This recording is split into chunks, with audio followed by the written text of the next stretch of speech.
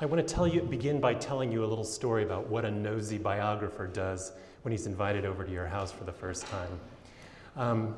You offer me, I may know you not very well. You offer me a cup of coffee or a cup of tea, maybe a glass of wine, and you go into the kitchen to get it for me. And while you're out of the room, I sidle over and I take a look at what's in your bookshelves. Raise your hand if you've ever done such a thing yourself. All right, there's some other nosy biographers in the room. I think the point is that, that a collection of books tells you something important about a person, and possibly something that that person might not be willing to tell you right away themselves. And the same is true of Jacqueline Kennedy Onassis. You can tell a lot about her, and a lot she may not have been willing to tell you herself about the 100 books she brought into print when she was an editor, first at Viking and then at Doubleday, for the last 20 years of her life, from about 1975 until when she died in 1994. If anything, an editor's books are even more indicative of her personality because they include works that she's selected, she's invested her time in, and she's helped to bring to publication. So what I'd like to do is tell you the story of those 100 books and a little bit about how they connect to her life and who she was.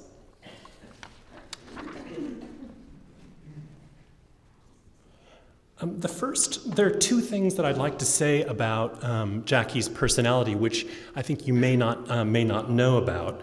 And the first is that she was a reader. Among her earliest memories was being sent up to her mother's bedroom to take a nap when she was a child, and getting out of the bed, taking down one of her mother's books from the bookshelf, and going over the window seat for an hour and reading the book instead of taking the nap.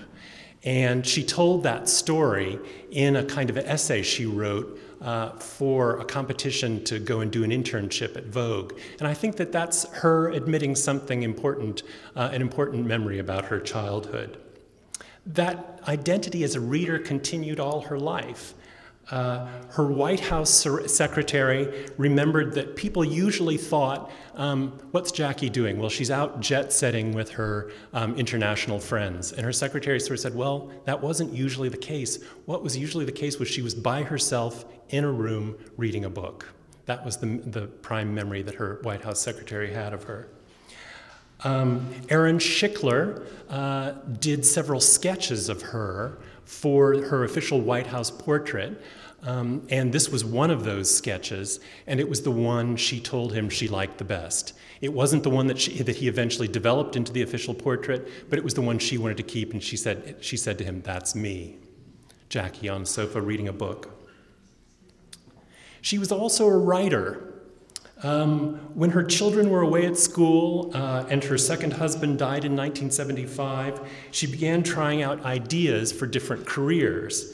And one of the first things she tried was writing an anonymous piece for The New Yorker. She wrote a piece for the Talk of the Town on the new Institute of Contemporary Photography in New York City, which was then on Fifth Avenue. And indeed, one of the books she had in her room, in her bedroom when she died on Fifth Avenue in 1994 was a book commemorating an essay prize she'd won as a young woman at Miss Porter's School in Connecticut. So being a writer was also important to her, identity.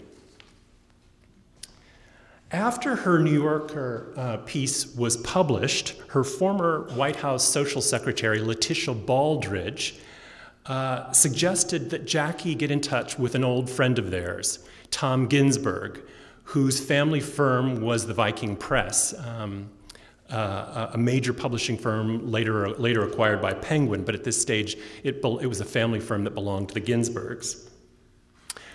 She met with Tom Ginsberg. He thought it would be great to have her on board. He thought she knows everyone. She has the best sort of address book in New York.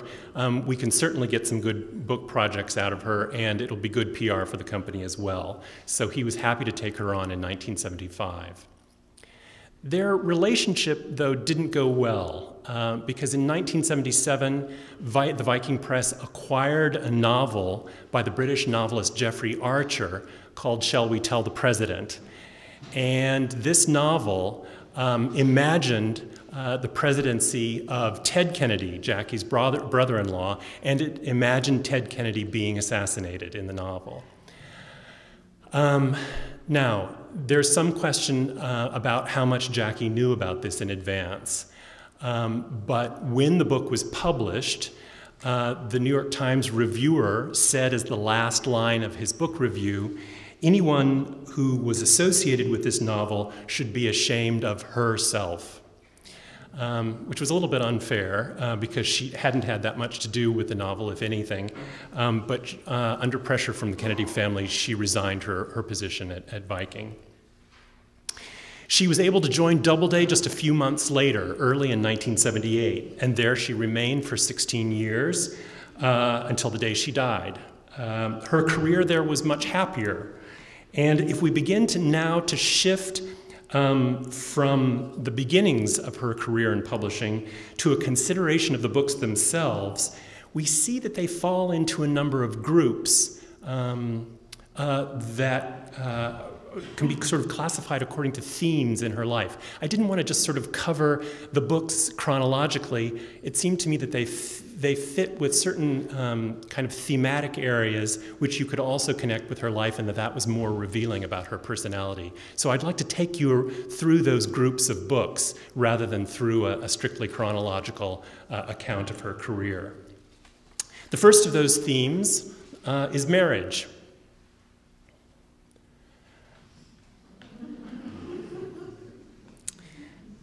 Well, everyone, I think, knows about Jackie as the wife of husbands who are not entirely faithful to her.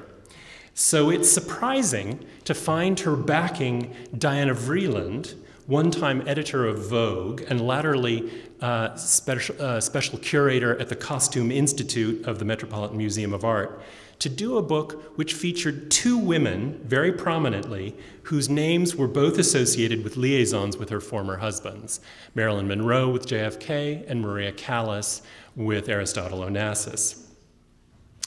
In backing Diana to do this book, which was called Allure and it came out in 1980, Jackie seemed to be able to rise above her own history with these women and to join Vreeland in saying that both these women have indelible allure, indelible attraction, an indelible appeal. And it seems to me one of the things which attracted me to Jackie, which attracted me to her as an editor, that she separated her job as an editor from whatever kind of personal history she might have had with these women. She also encouraged Barbara Chase Ribot to write a historical novel on Sally Hemings, the slave mistress of President Thomas Jefferson.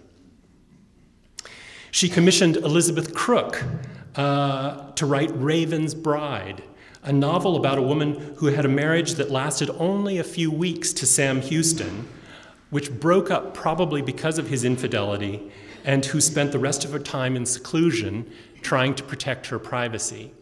Now, this book came to Jackie, Raven's Bride came to Jackie via Bill Moyers and Judith Moyers.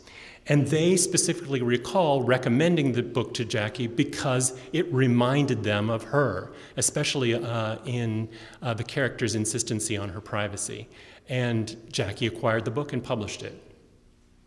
Jackie also accepted the novel of the last living member of the Harlem Renaissance, Dorothy West, a book called The Wedding, about the troubled marriages of several generations of African Americans who summer on Martha's Vineyard. Jackie's experience may not have been identical to these characters, but she endorsed all of these books, and they represent marriage on the whole as complex, problematic, and neither romantic nor ideal.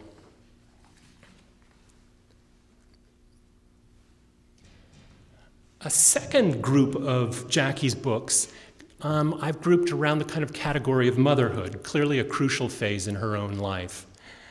This image she commissioned also from Aaron Schickler, who did the one of her reading, has her son John reading and her daughter Caroline writing or perhaps working in a sketchbook.